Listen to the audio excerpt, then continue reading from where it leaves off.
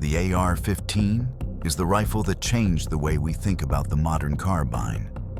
From the engineer's lab to mass production and political debates, its story is one of technology and civilian gun culture. In the next 10 minutes, we'll take a look at the history, technical development, and influence of this platform.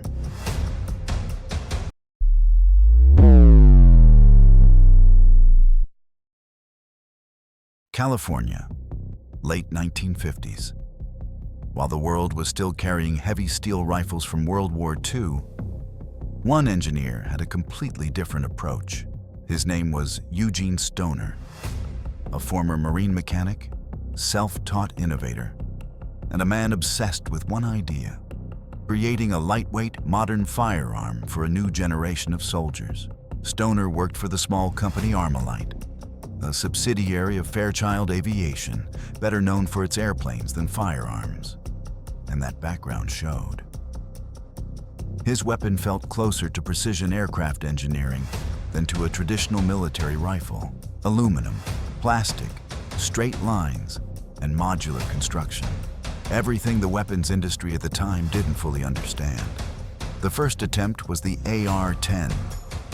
It was accurate, but chambered in the larger .308 Winchester. Still, it proved the concept. A lightweight aluminum rifle with a new gas system, direct impingement. Instead of a piston pushing the bolt carrier, gases acted directly on the system. Elegant and simple, but controversial. When the US military showed interest, Stoner and his team tried something new. A smaller caliber, a lighter rifle, more rounds in the magazine, and less recoil. And so the AR-15 was born. Light, accurate, fast, chambered in 5.56 by 45. But the first obstacle came quickly. The American military leadership wasn't impressed. Generals raised on the M1 Garand and M14 didn't trust a lightweight rifle made of aluminum and plastic.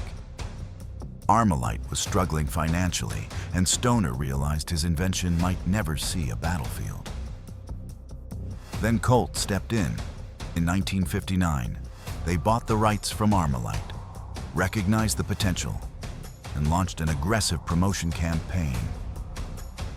Within a few years, the AR-15 went from a lab project to a military program under a new name, the M16, and with that, a new chapter began.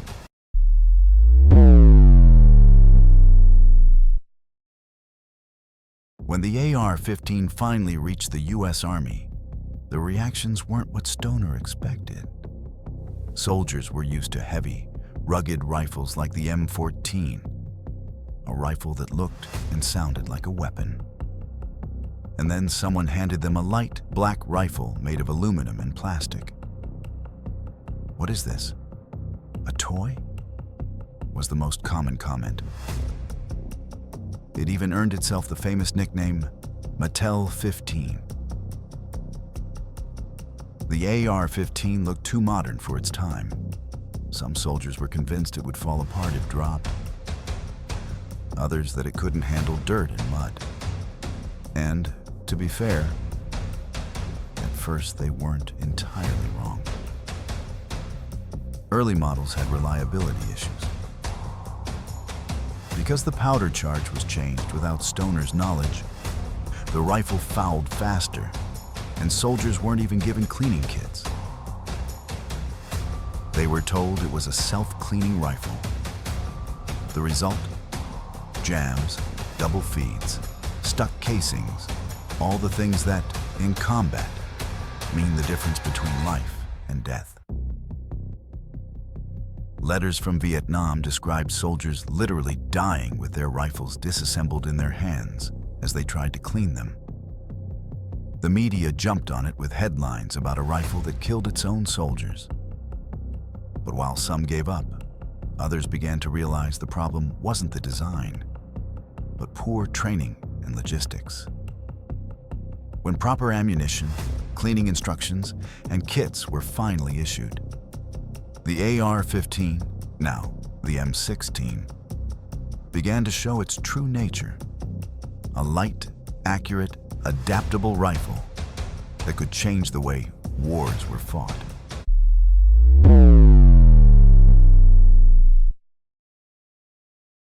Once the issues with ammunition and maintenance were solved, everything changed. The AR-15, officially the M16, proved that Stoner was ahead of his time. In the jungles of Vietnam, where every gram of weight mattered, soldiers could suddenly carry twice as much ammo compared to the M14. Recoil was lighter, accuracy better, and ergonomics a completely new story. For the first time in history, the US military had a rifle controllable in full auto and still usable as a precise weapon at medium distances. And while older veterans still held nostalgically to real rifles of steel and wood, young soldiers began to love the M16. Lightweight, futuristic, effective, and, most importantly, increasingly reliable. On the battlefield, they compared them to cars. The M14 was an old truck, the M16 a sports car of a new era. By the late 60s, the M16 had become the standard US service rifle, and word of its effectiveness spread quickly. Allies requested licenses, copies appeared around the world, and the rifle once mocked became a symbol of American technology and power. And what's most interesting, despite losing the Vietnam War, the M16 survived.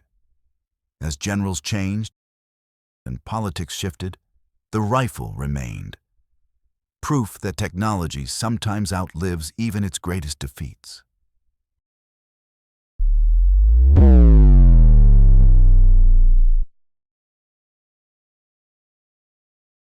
After the M16 secured its place in the military, the story took an unexpected turn: a civilian revolution.